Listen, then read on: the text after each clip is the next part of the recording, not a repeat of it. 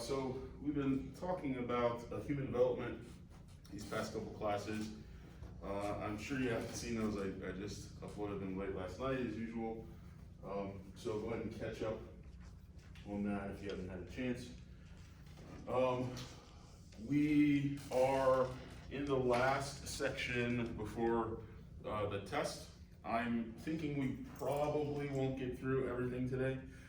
So we'll probably be talking about this again on Tuesday, and then Wednesday I may do some sort of review, at which point you should expect the test post either Wednesday or Friday. That's the plan, so we'll see what happens. Questions about that? All right, where's my notebook? Oh gosh. So we're talking about human development, which is to say how humans go from being children to being adults.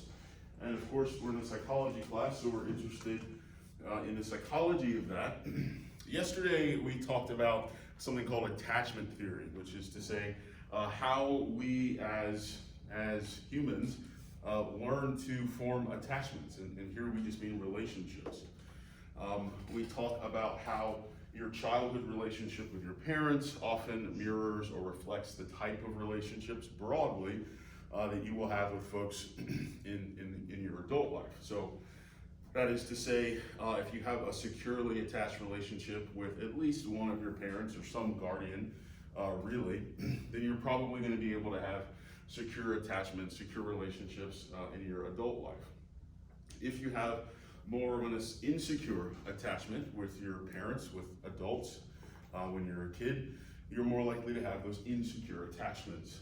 And we go through and talk about how this isn't a non-attachment. This isn't to say you're incapable of relationships, but it might just mean that you are a little more reserved about relationships. You're a little more anxious in relationships, or you're a little more needy in relationships, right? That those relationships don't feel as secure as they possibly could, and so you have some anxiety, or you have some avoidance even of those relationships, okay?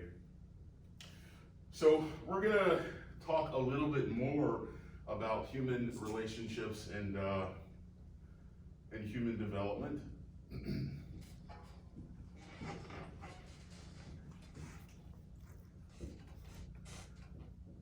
Just gonna write relationships, but what I want to ask you, there's only 5 of you in here today, so be ready to respond. Why do you love, if you do, why do you love your parents? Why do you love your parents? They support me.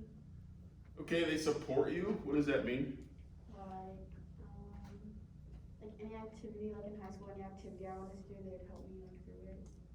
Okay, so they give you support in terms of being helpful to you, in terms of letting you pursue the things that you're interested in pursuing. Is that right? Mm-hmm. Okay.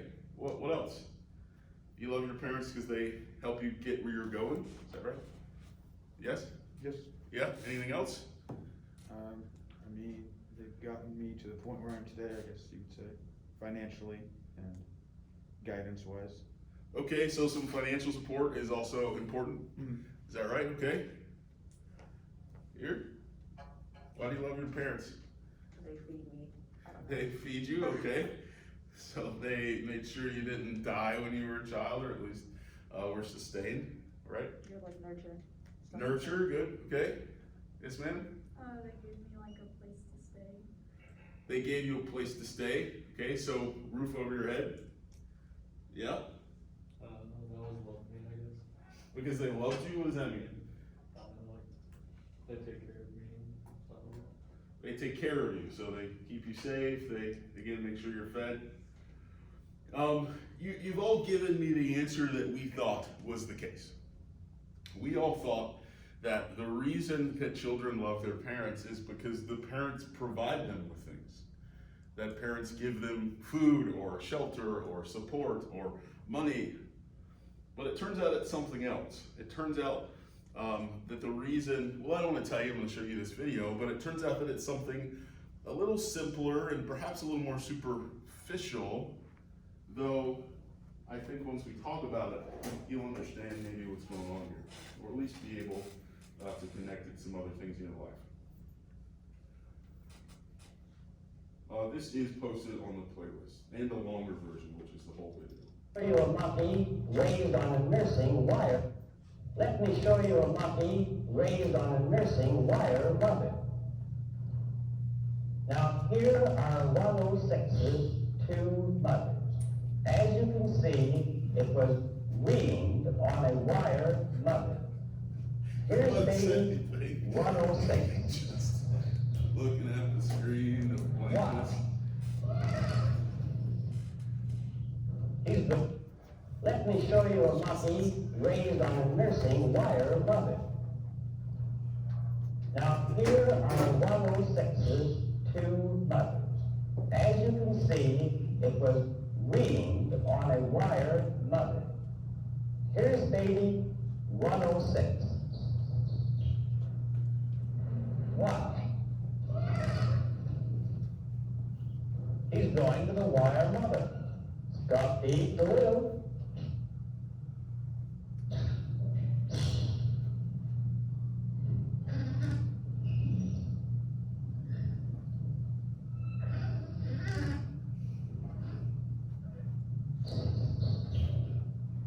Oh, he's going back.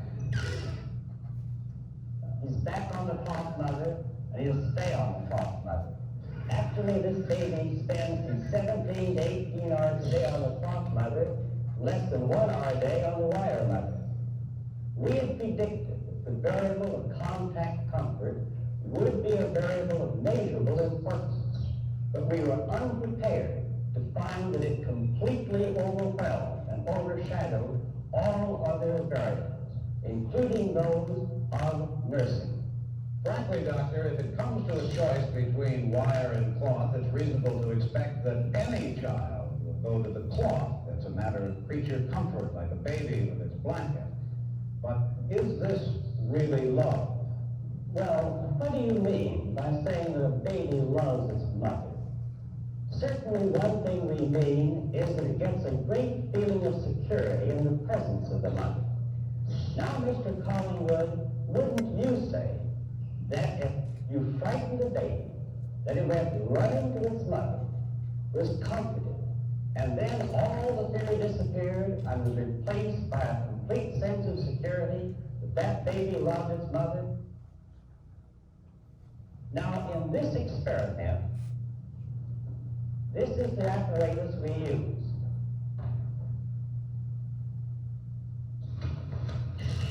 That looks diabolical.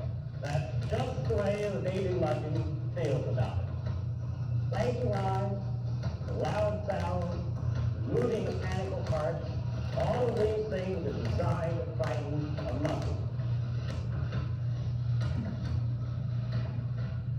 Now here we have a peaceful, resting baby monkey. Let's find out what his reactions to his mother are when we frighten him.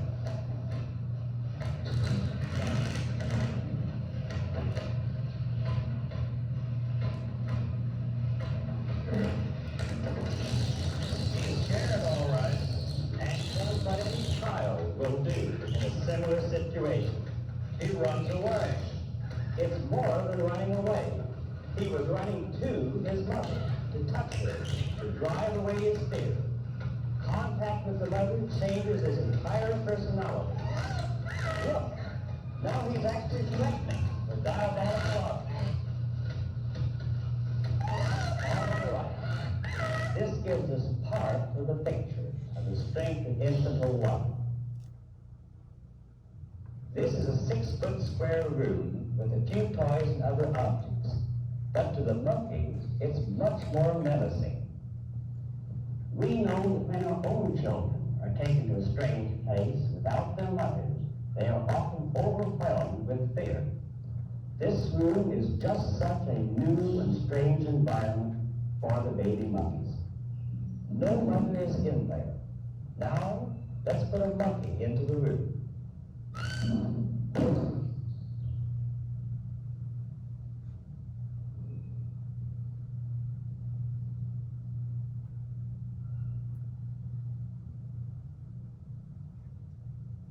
Notice how cautiously he enters the room. He's searching for company, but nothing relieves his disturbance.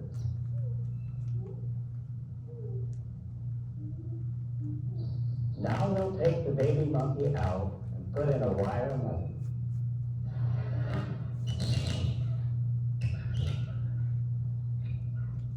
Now this one was nursed by a wire mother. That's right, all his life. She doesn't seem to help much.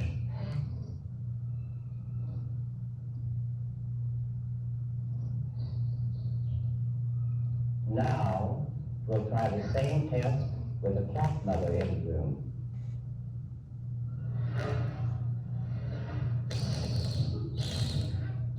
You see the contrast in the behavior?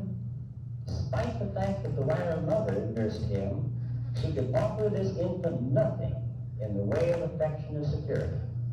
But here the monkey, by rubbing against the cloth mother, as if he were seeking as much contact comfort as he could get, builds up his reservoir of affection and security. First, his body relaxes as the fear disappears. But above and beyond this, new positive response patterns appear. He now goes out to explore and investigate this new, strange world. He is now a normal, happy, curious baby.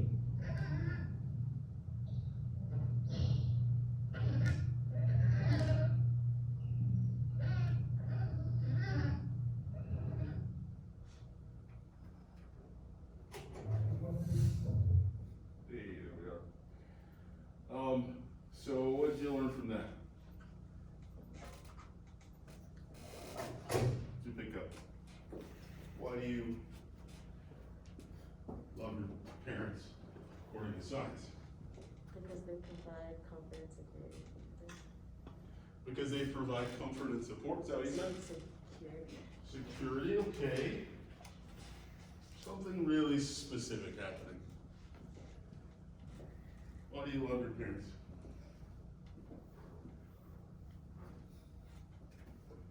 What'd you pick up? I felt more comforted by the cloth. I felt more comforted by the cloth. It's more comforted by the cloth one, okay. What's going on? What's the mechanism through which love is being transmitted? How did the monkey learn to love this parent and not so much this parent? What's the difference? What was it doing? What could it do?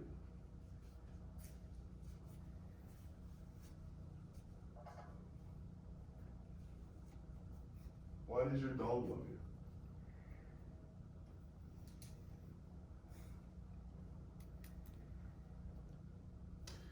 The answer is touch. It's just touch. Right? We're breaking it down into these psychological pieces, but babies are stupid. You know, they're not figuring this out. Oh, that's the one that's paying all the bills. They don't know that. I mean, they know they're getting fed, but as we see here, we thought, okay, that's a good way to go. Maybe it's the feeding that's making the child love the parent. That says something bad about dads, right? But what we see here is that it's not the feeding, right? They separated the feeding from just a parent it could touch, just a parent it could cuddle. And this, it turns out, and if you think about it, you only touch people you like. Well, you think about it that way, but really it turns out people you touch, you end up liking, right? This is a way that we transmit love. This, in fact, is true of any mammal and many birds. This is how you show your dog affection. That's why I asked you that. It loves you because you picked it up and cuddled it when it was a puppy and you got it. It's like, oh, this is a nice guy. I think I love him. And he's feeding me too, bonus. But really the transmission of love, it turns out, for mammals and for humans, mammals and birds, which includes humans, the mammals part, is just touch. And so this speaks to a little bit, I think, about a parenting lesson. what should you be doing with your children if you want to have a connection with them? Well, you should touch them, really. Now, this is something that moms do naturally, but sometimes dads are a little worried about that. I'll just pay all the bills. I don't want to show my kids too much affection. They might come out soft or something, right? But this creates a separation. This also, of course, works on your friends. This works on people you've got crushes on, right? You touching your buddies, hey buddy, good to see you, right? That is a demonstration of affection, and probably if you're at that level in the relationship, you probably like each other pretty good. And that touch builds on the relationship. So this was sort of a fascinating discovery for us, right? That it's really not that complicated. Now, you can't just go around touching people and expect them to fall in love with you. As I said before, you usually don't like people touching you that you don't like, right? You don't want that connection. So there is a certain level of familiarity, a certain level of trust, a certain level of just likability that you have to have between two folks before that's gonna work. But it turns out, certainly with a baby who's just coming into the world and this is all they have in terms of people they can trust, that touch is the way that we communicate and again transmit a sense of love for one another. One of the ways, but it is the major way. Questions about that? The other big way is time. You can't see that in this experiment, but it's also just time, just being with people, whether or not you're touching them, but also just spending time with them. Another maybe parenting lesson. Okay.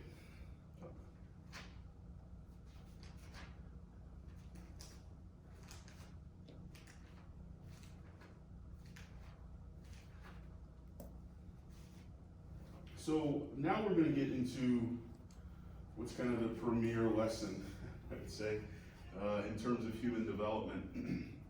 And this is known as, I won't write this word or this guy's name, this is known as Piaget's 5 stages of cognitive development.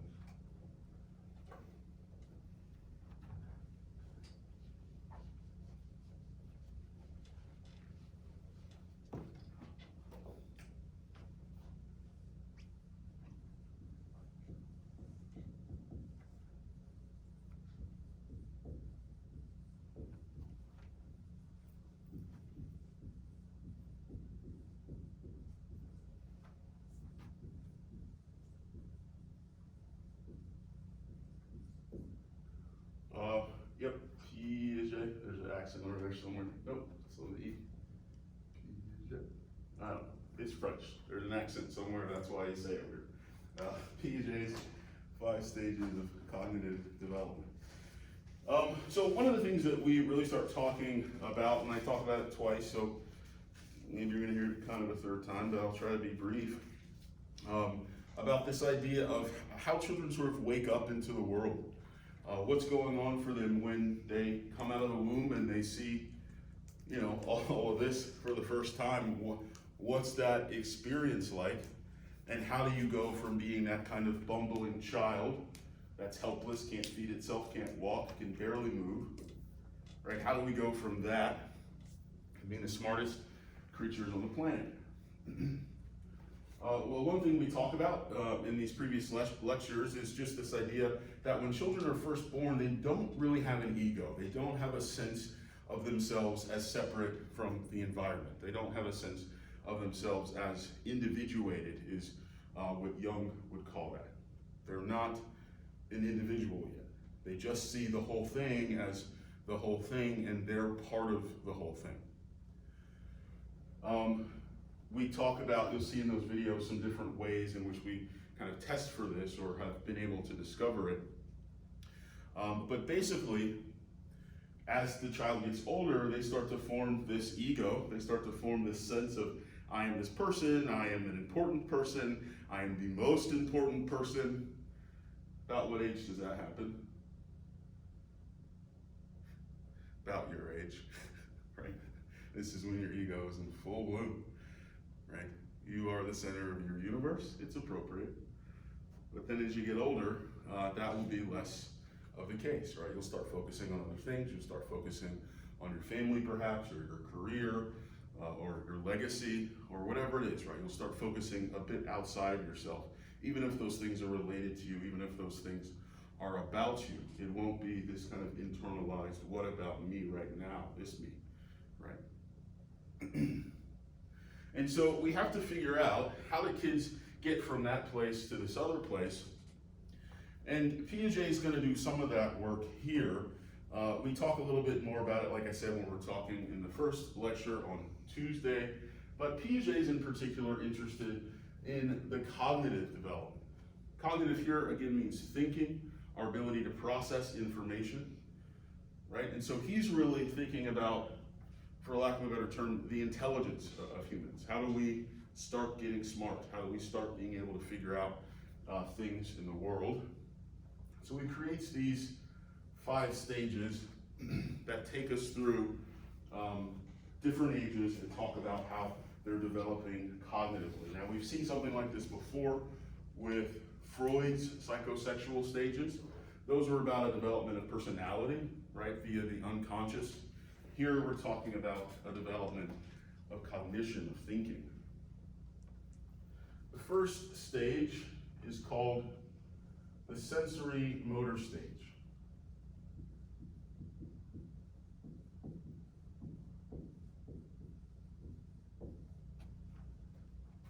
Goes from 0 to 2 years old. So in this very first stage of development, what you get is a kid, a child, who is really only living in the world in terms of their senses and in their own movements. Again, we're talking about a theory here of cognitive development, that is to say, their ability to think. And so we're starting out in this place where they can't really think, or they're not really thinking, as far as we know. Kids are just interacting in the world at this stage of their life in terms of what do they see, what do they feel, what do they smell. They're moving around, they're touching things. There's not a lot of what we'll call here in a second cognitive operations. There's not a lot of stuff going on in their head at this point. It really is just about what's going on. What do I see? What do I hear? How can I move around, right? So sensory motor, again, really just refers to their sensing and they're moving, and that's the stage that they're in. Kids at this stage are sort of what you might call out of sight, out of mind.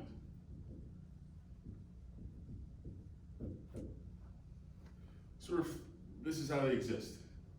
If they don't sense it, if it's not right there in front of them, well, how can it be here? How can something be somewhere that I can't see? I am everything, and everything is me, and if I don't know it's there, then it's not there, because I'm the whole world, right? They don't think like this, but that's how they assume. So at this stage, they're sort of thinking out of sight, out of mind, and this is actually something that we call, I know you wrote it, but write this instead.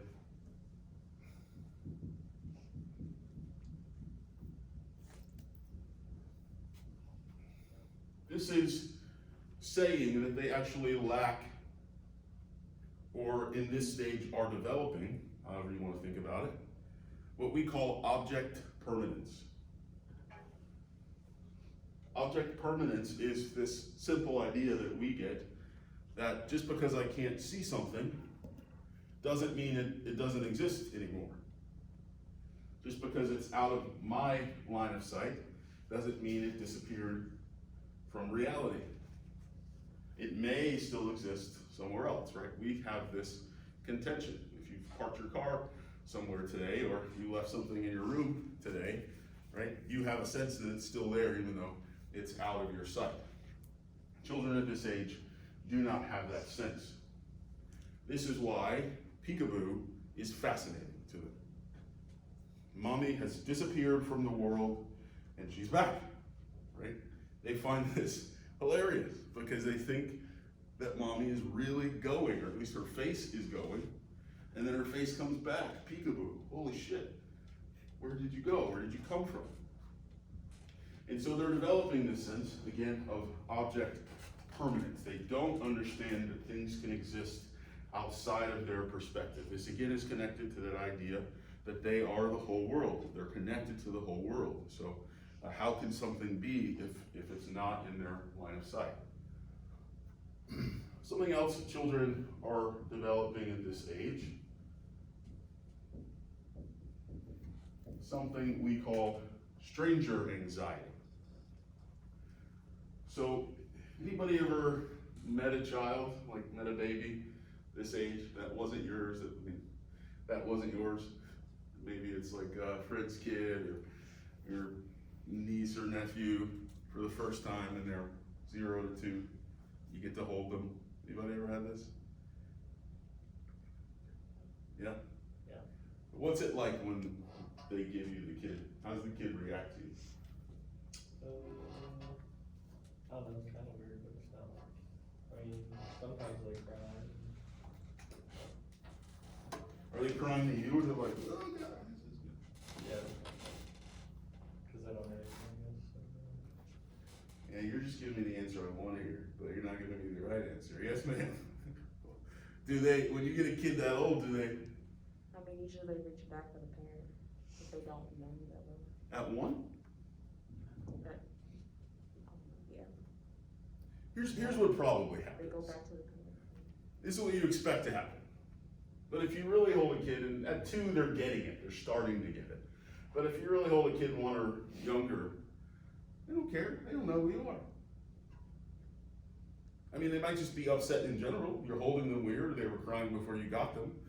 But if you give a stranger your 1-year-old, 1-year-old doesn't know, they're gonna play with their hair or grab their earrings or something. They're not going, oh shit, I've never met this person.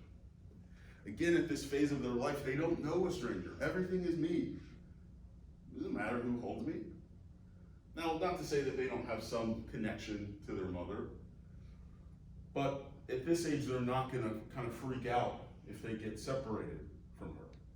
Because again, they don't really have this sense of a stranger. They do not have stranger anxiety here. At this stage, they're developing it. And so when they get to 2, if he held the kid when he was around 2, he might have, right? But if he's 1, probably. Doesn't matter. I'm over here. Unless you're making me uncomfortable, unless you're scaring me, right? They're really just sensorimotor. They're not even thinking about familiarity. It's just, what do I see? This is a different person, that's fine. Does this make sense? What happened? Her pencil like exploded. Oh no. Are you okay?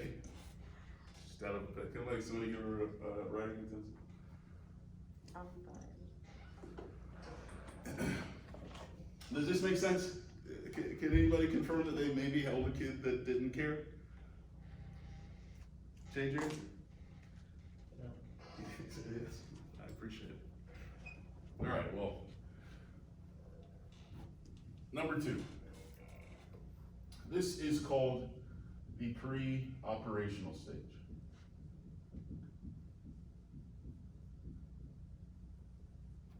The stage goes from 2 years old to about 6 years old.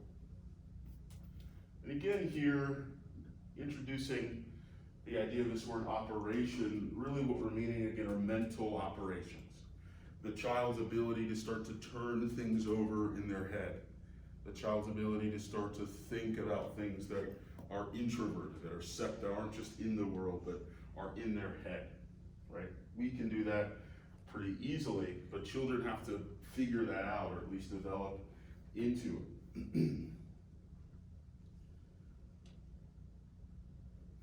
So at this age, they're starting to get it, but they can't do it super well. And the fact that they can't do it well and they're just starting to get it makes them underestimate the ability of the rest of us, particularly adults, to perform mental operations. Let me show you a quick video, if it's still up, of a kid in this stage and how we can begin to see that the kid is performing some mental operations, even if he underestimates our own.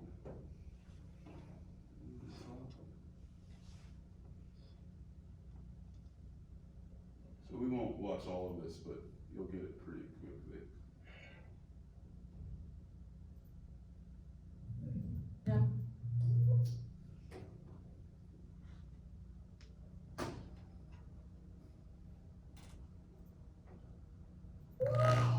So, did you eat your dinner? Not very much. Are you still trying to earn dessert? You are? What's for dessert? The chocolate covered peanut butter balls? Yeah.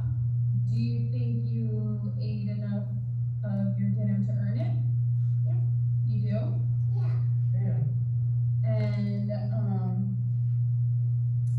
so what were you doing out here while we were in the other room? Were you eating your dinner? Yeah, you ate your dinner? Of what?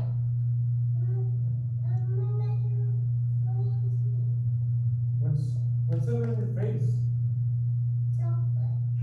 I don't remember putting any chocolate in the macaroni and cheese. Where did that chocolate come from? You don't know? Where did it have come from? Are you sure?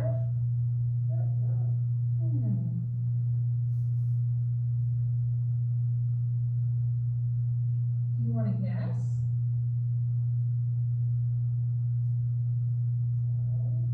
No?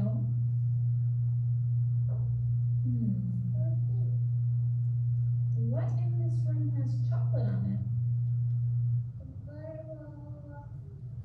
Did you maybe eat one while we were in the other room?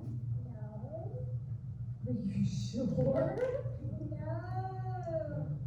Well, I'm just confused, because I don't understand how you didn't eat one, but there's chocolate all over your face. Can I see your hands? They look like they might have some chocolate on them too. Are you sure you didn't eat one?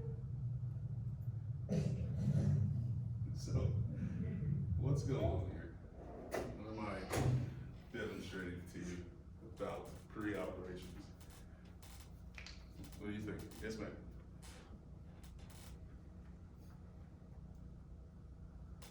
What's this kid doing?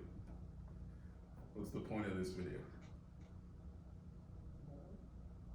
What's that? He's pretending that he didn't eat the food. He's pretending that he didn't eat the food? Is he doing a good job?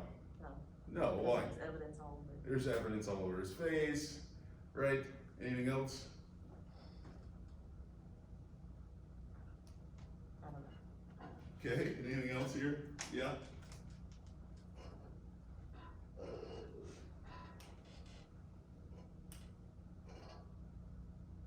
Yeah? Anything else? I mean, he's just not giving reason for the chocolate, and the chocolate's there. I mean, there's just nothing. He's caught. Yeah, he's caught. So he's got it over his face, that's one thing. But the operations part is his trying to lie about it, right? He's trying to lie really poorly about it. The chocolate's all over his face. You see him trying to cover his tracks a little bit here at the end when she's like, oh, you got chocolate on your face. He's like, oh, do I? And he's licking his fingers, right? As if she doesn't see that he's doing this. So at this age, kids are beginning to realize that they can have thoughts. And in particular, they're beginning to realize that other people don't have their thoughts, that they can hide these, right? This is something here that they don't get. They're everybody. So if they're thinking it, then you're thinking it. So, but at this age, they're like, wait a minute. I can tell mom something, and if she didn't see me, she won't know I didn't do it. Right? They don't put the rest together. They also don't put together that we have our own mind and can say you've got chocolate on your face, and I can see that your dinner's still pretty full, right? And I can see you lying when I ask you these questions, right? But they don't get all of that, right? They haven't totally figured out how other people's minds work, but they're getting the sense that they have one, and that it's separate from other people's. We call this theory of mind. Right? This theory that other people have a mind. Of course, we call it a theory because I still don't really know. You guys could be robots. Right? I could be a robot, you know. But we call it a theory because, right, we at least begin to assume. Other people are thinking and are making choices and can have their thoughts too. But kids are just turning this on, and so for them it's this kind of clumsy use of it. The way you detect this, my question about how do you know, is they start lying, this in particular. Children start lying poorly. You can see them lying, right? And once this is happening, you can tell, okay, they're figuring out that they can do things in their head that I don't necessarily know about.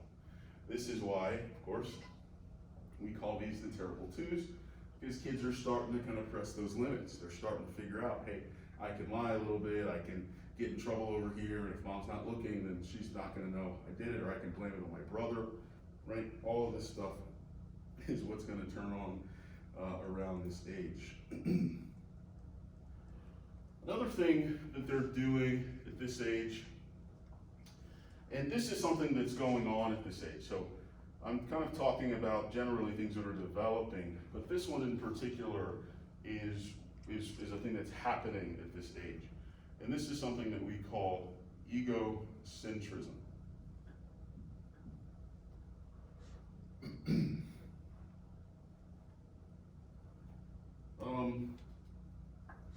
Raise your hand if you have a brother. Jesus, you guys have that in common, that's amazing. All right, so you have a brother? Yes. Does he have a brother? No. Oh, you mean yes. Oh, there we go, we got it. What happened? He's a boy, so he would be his brother's brother. So he's his brother's brother, but what happened when I asked him, does your brother have a brother? Yes. He didn't think about like the other side of like his brother being like him being his brother's brother. Right, he didn't in that moment, you caught yourself, right? But in that moment, he didn't think about it from his brother's perspective. He thought about it from his perspective. Do I have another brother, right? Is there another brother that my brother would call brother? And unless you switch over to his perspective, you're gonna go, well, no, he's the other brother, he's the brother. I'm the one. I'm everybody. But this is called egocentrism. And this is a thing that children would not have been able to correct that mistake, right? They wouldn't have caught themselves. Do you have a brother? Yes. Does your brother have a brother? No. Are you sure? No, it's just us, right? They would press you on this. It's so much, how much they're kind of locked in their own perspective. So this age, again, they're beginning to think about other people's minds, and these things sort of go together. They're beginning to think about and understand other people's minds, but they're still really egocentric. They still really only think of things from their own perspective. And so here this kid is being egocentric in the sense that he can't see the chocolate on his face, right? And so how can they see it? He didn't think to clean up his tracks. In fact, I think his dad is showing him the picture, the video of him live with chocolate on his face.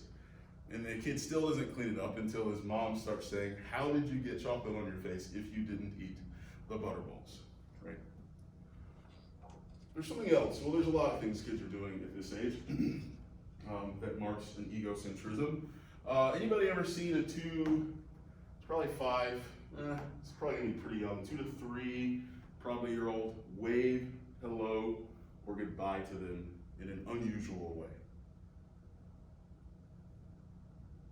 Show me how you think that looks, if you've seen it. Anything?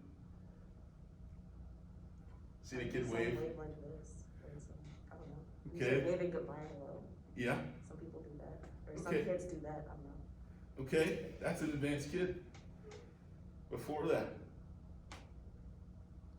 Or this, I don't know. closer.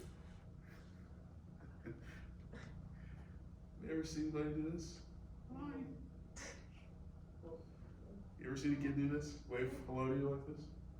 Hello.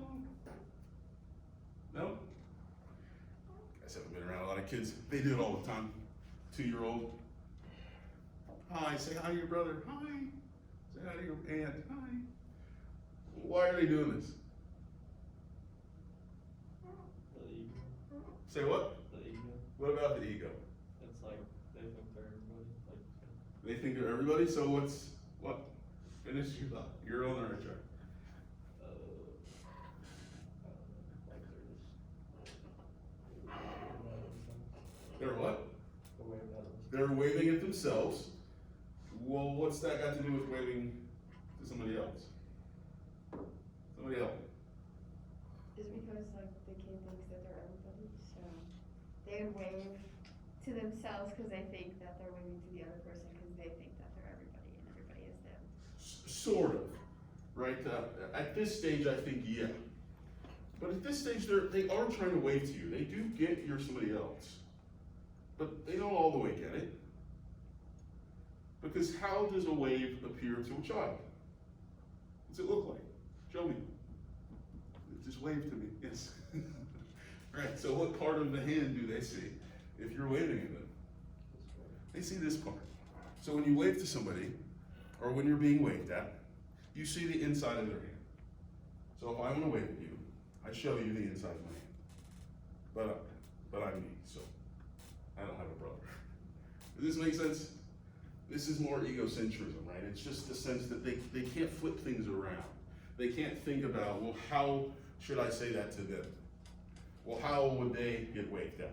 Well, how would they think about this question, right? They still answer from their perspective, even though they understand that you have your own. You've got your own perspective, but it looks like mine, right? They're still pulling this apart. It's pre-operational. They're almost thinking. Does this make sense? Some other things that you'll see in this stage are the development of what we call pretend play. If you ever see a 0 to 2-year-old play, they play like this. Right? That's how a 1-year-old plays. I have to pay for that. How does a 4-year-old play? What's going on by then? This is a hint. Imaginary friends, like. Imaginary friends, good. Yeah. What else? Like my niece, she has like, she'll have these little toys, like the food toys, and pretend that they're real. Yes. Or she So- uses crayons as food. Okay. So pretending like other objects are other things, maybe. Very good. They're pretending, right? They're not just, again, in the sensorimotor stage where they're just banging it because it makes noise or it's fun to click together, right? They're beyond that. Now they're playing with their toys in a pretend way. So if I gave this to a 4-year-old and he, just needed something to play with, he's gonna make it a spaceship, right? He's not gonna just throw it or knock it around. I mean, he might, but if he's playing with it, he's gonna make it into something else.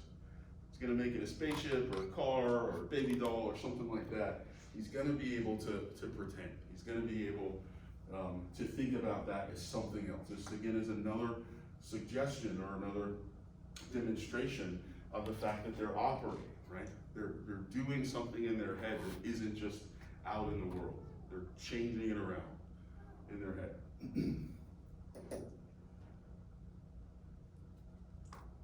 That was in the stage? No. Okay, stage number 3. I'm gonna erase these.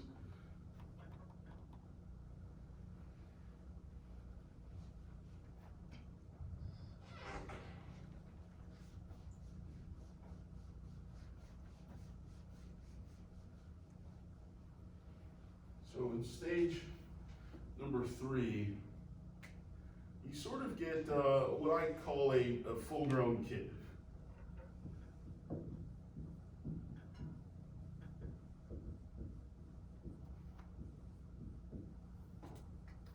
And this is going to go from about 6 to 12, but really it's kind of 6 to adolescence.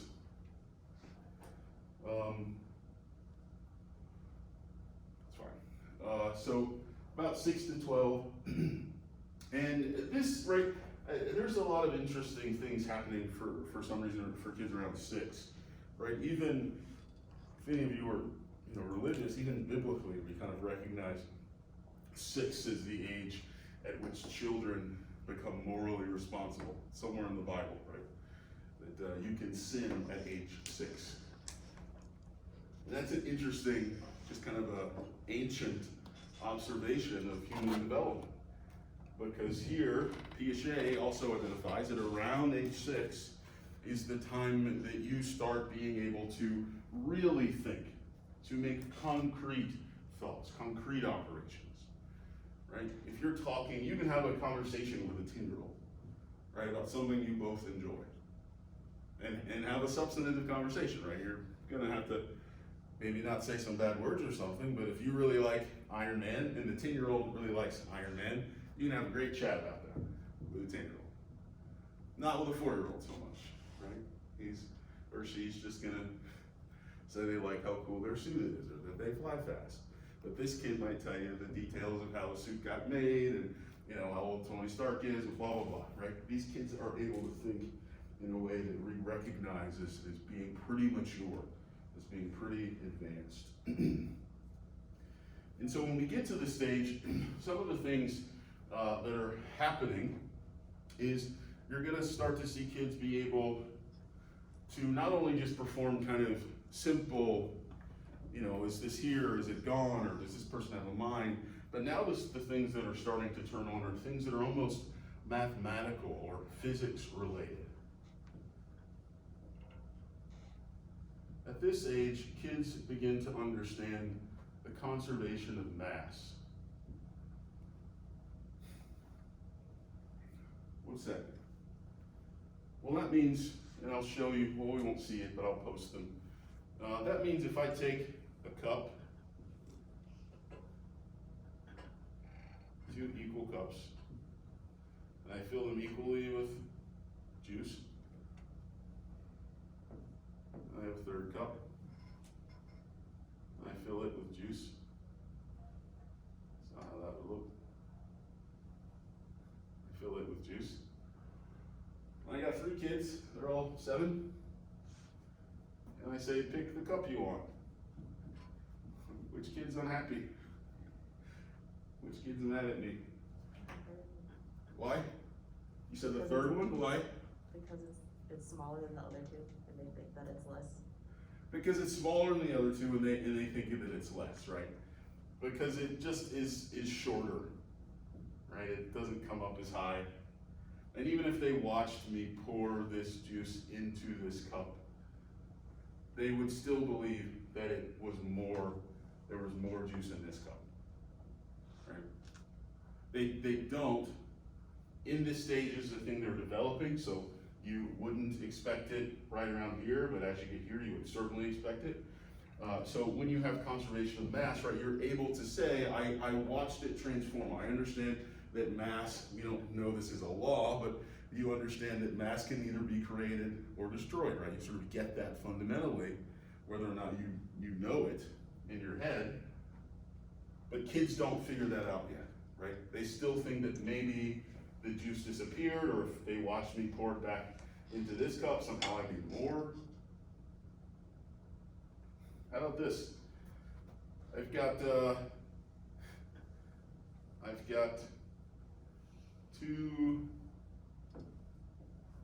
got 3 slices of pizza. Equally the same size. I've got 2 kids. So I give one kid 2 slices, and this is maybe the older kid. And I give another kid 1 slice. Who's gonna be mad? Of course. This is not a trick question. The kid with the 1 slice. This kid with a 1 slice, thank you. How can I fix this? For a kid who's kind of young. It's a little babysitting trick. How can I fix this? I don't have 4 slices of pizza. Split the second piece in 2, so then typically it's 2 pieces for each of them. So just cut this one in half and give this kid these 2 pieces. that gonna work?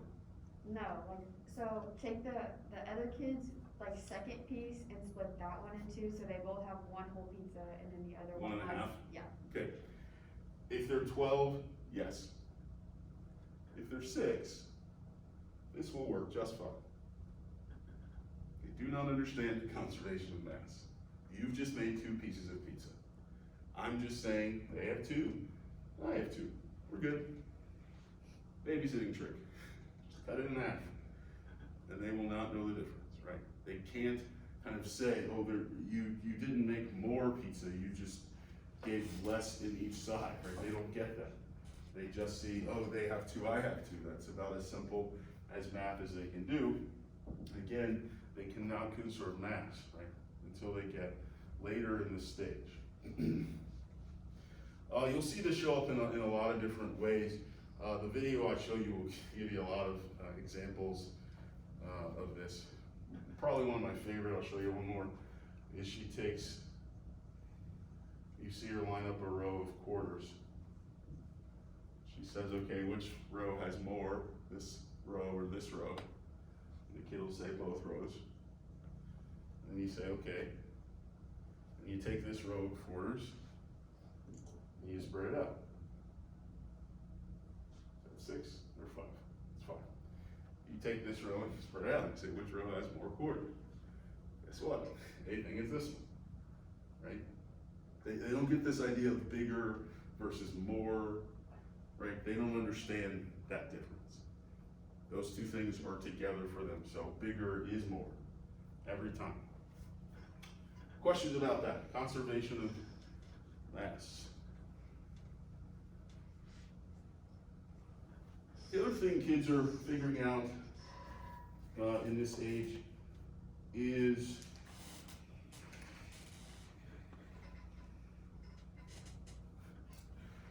well, they're figuring it out. But at this age, they're doing what we call black and white thinking.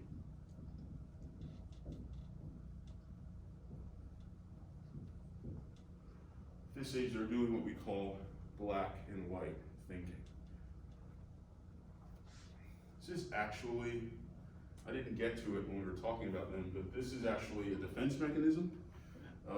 Stated in some other cases, we'll talk about what that means here in a second, but as a defense mechanism, it's known as splitting. The reason it's a defense mechanism is because it's a juvenile way of thinking. It's a bit of a regression. So what's black and white thinking? You've probably just heard of this. What's it mean if you're thinking in black and white? Like right and wrong? You're thinking in terms of right and wrong. What's missing? What's the implication? That it has to be one or the other. Right, that it has to be one way or the other, right? That it's black or white, there's no in between. So at this age, right, at this age of 6 to 12, you expect kids to think this way. You expect kids to think, right, you can have these interesting conversations with them perhaps, but when you start talking about particularly things like morals, kids are gonna be thinking in this black or white way. This is to say, if you ask a kid, is it okay to steal a loaf of bread to feed your family? What's a 7-year-old gonna say to you?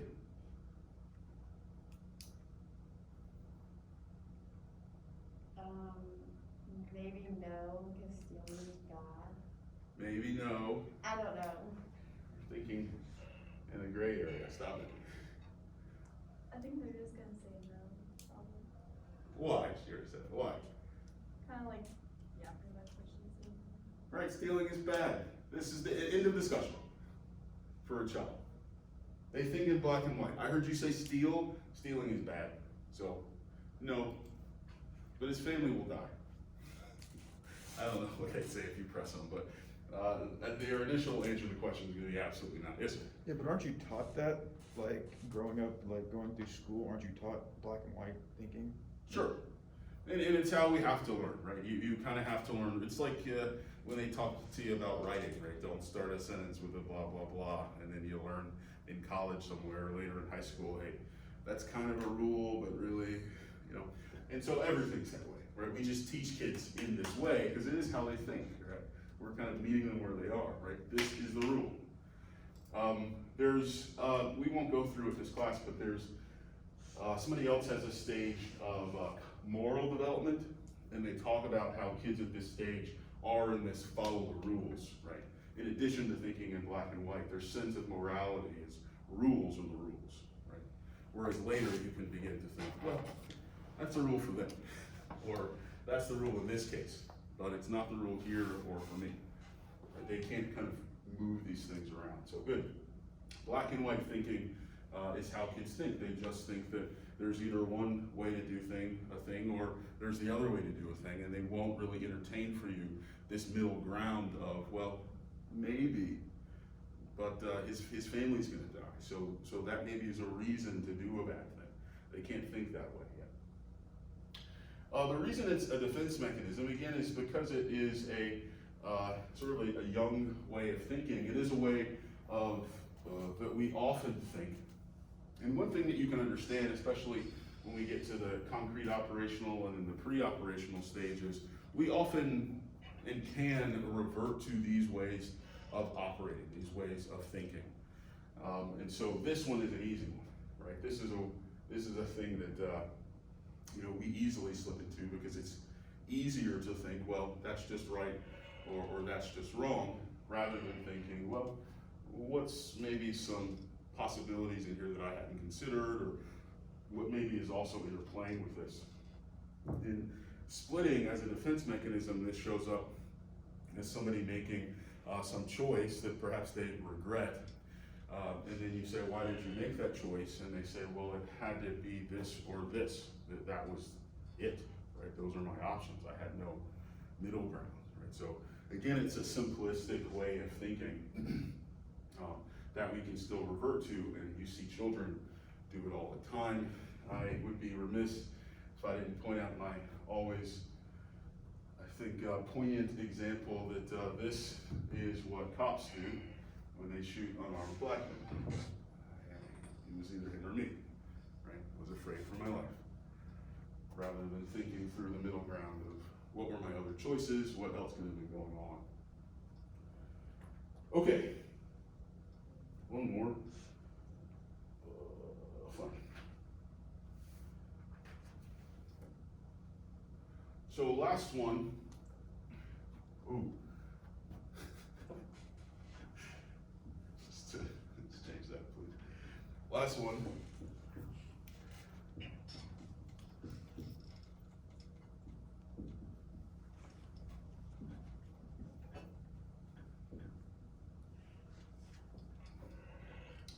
Is the formal operational stage. This stage of thinking is really what brings us up to speed to being, I think we're probably still the smartest at concrete operational, but this is really what kind of sets us over the top. This is our ability to not only think about things that really exist and even make some choices with regard to the things that exist. This is our ability to think about things that don't exist. This is our ability to be creative, to think about something that hasn't happened yet. This is our ability to think about what something might lead to, okay? And so, to give you some terms here, one of the things we're talking about is just the ability to think abstractly.